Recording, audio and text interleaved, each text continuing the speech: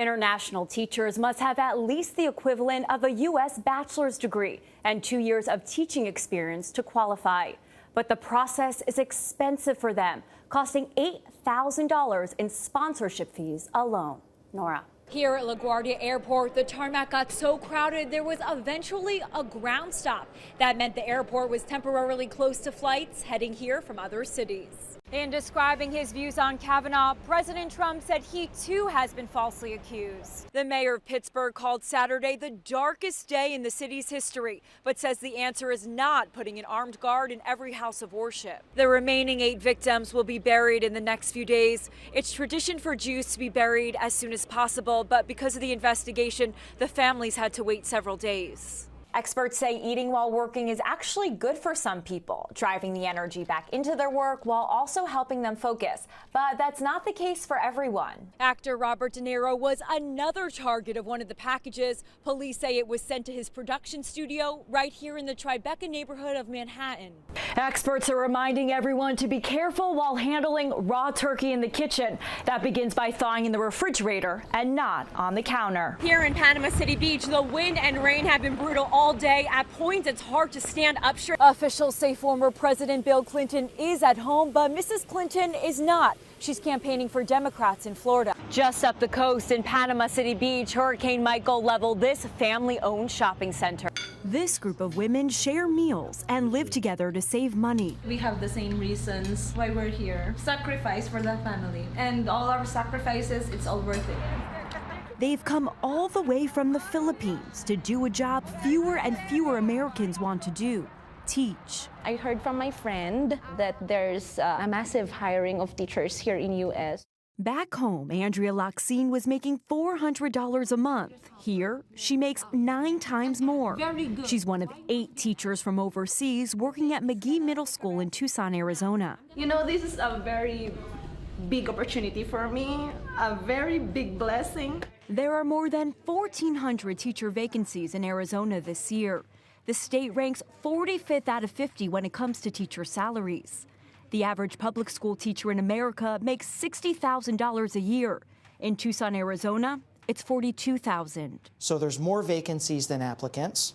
The pay isn't very attractive, where we finally decided that it would probably be time to look overseas. Dr. Gabriel Trujillo is the Tucson district superintendent. He oversees the hiring of international teachers. How do teacher shortages affect the school district and then the children? So where you may have 2 classes of 18 or 19, if one of the classes doesn't have a highly qualified teacher due to the vacancy, now we have a single class at 38 students. Does it seem like the job of a teacher is being outsourced? Yes, definitely. In fact, I'm seeing a lot of that. Margaret Cheney is the president of the Tucson Public Educators Union. She helped lead a week-long teacher strike last year. You've brought in these other teachers, and now you've filled those holes. There's no reason to add more funding, which is a problem for those of us that are left behind. Nationwide, there are more than 3,000 international teachers in U.S. classrooms, up 50% from 2014. I just love this one. The majority of those teachers come from the Philippines. Welcome to Tucson, man. And we were there when another teacher arrived. When you see all of these smiling faces here to greet you, what were you thinking? I am thinking that it's really great to be here in the United States. International teachers must have at least the equivalent of a U.S. bachelor's degree and 2 years of teaching experience to qualify. But the process is expensive for them, costing $8,000 in sponsorship fees alone. Nora. Your piece is going to raise a lot of questions. Hilary, thank you. Hilary Lane is in Shell Point Beach in low-lying Crawfordville. This morning, that's about 20 miles south of Tallahassee. Hilary, good morning. Good morning. In Florida's Panhandle, the winds topped out at 50 miles per hour overnight, and this morning the wind is still gusting and the rain just starting to pick up. The beaches here are eerily quiet as the waves crash onto the shore. Dramatic cell phone video captures powerful winds lifting a semi-truck and throwing it onto a moving SUV. Witnesses say it was a tornado that turned the tractor trailer onto its side. Neither of the drivers suffered injuries. The incident occurred overnight after the National Weather Service issued a tornado warning for parts of inland and coastal Florida. Another driver on the same highway recorded large chunks of hail striking their windshield. It just sounded like a big old train coming in. Residents in a Seminole mobile home park reported damage to their homes and downed power lines. Pinellas County firefighters say a roof caved as a result of powerful winds from a possible tornado. We jumped in the tub, and just as we did, the carport came off and hit the pole behind my house. In Panama City, residents are weary after Hurricane Michael decimated 75% of the city 1 year ago. Anything that's associated with the word storm for Mexico Beach, you know, it's fresh on our minds. Mexico Beach Mayor El Cathy says the rebuilding process after Michael has left parts of the city vulnerable to large storms. You can't have 75% of your city destroyed by a hurricane and a year later think that any disturbance in the Gulf is not concerning. Callie Holloman and Lyman Wilson lost their home during Michael when a tree fell through their roof. They've since moved their family of 9 into a FEMA trailer further inland. I'm more nervous than I was last time, I'll say that.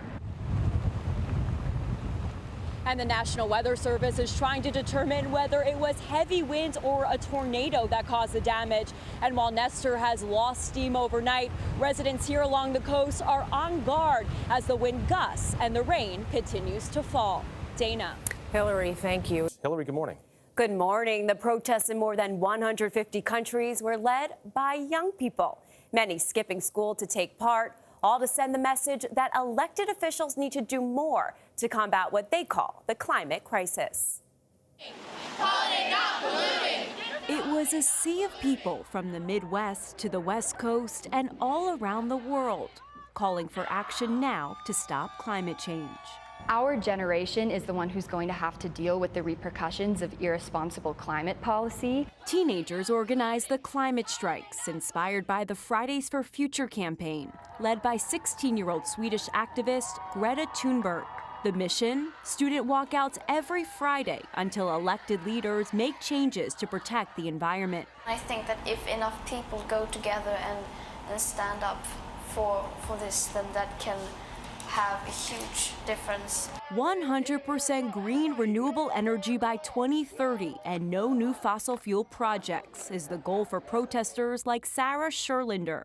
I think this is showing what kids can do and how we can change the world, and I think we need to represent. Some school districts across the country gave students the option to skip school Friday with parental permission. This helped fuel rallies like one in Florida, where 17-year-old Nicole Buckley demonstrated. Our message from this strike is that we're not going to go to school that's supposed to prepare us for a future if a future doesn't exist. Thousands of tech workers also protested from companies like Twitter, Google, Facebook, and Amazon, which on Thursday announced a commitment to net zero carbon by 2040 and 100% renewable energy by 2030. The science says we cannot take any more fossil fuels out of the ground. So if we do want to show bold climate leadership, which Jeff said we want to lead, we can't be in business with oil and gas. The United Nations Climate Summit convenes in New York Monday. Their world leaders are expected to reveal their plans to step up efforts to curb greenhouse gases. There's another worldwide climate strike planned for next Friday. Just goes to show you that the power of one, that one teenager, Greta, from Sweden. And young people worried about their future. Hilary, thank you. Authorities announced murder charges Thursday in last week's deadly mansion fire in New Jersey. Prosecutors say 51-year-old Paul Canero killed his younger brother Keith, Keith's wife, and the couple's 2 young children before setting their home on fire. Defendant repeatedly shot and killed his brother while he was outside of the side of his home, and then moved to murder the rest of the family inside the home. Paul Canero has been in custody since he was charged last week with arson for setting his own house on fire on the same day while his family was asleep. Prosecutors say Canero started the fire here at his brother's mansion to cover up the murders. They say he then removed some evidence, went back to his own home, and set the fire there. That fire was effectively a ruse designed to make it appear as if the overall Canero family was somehow targeted. The brothers were business partners in a computer company and a pest control company. Paul Canero has a court appearance Friday. He faces life in prison if convicted. Hilary Lane, CBS News, Colts Neck, New Jersey.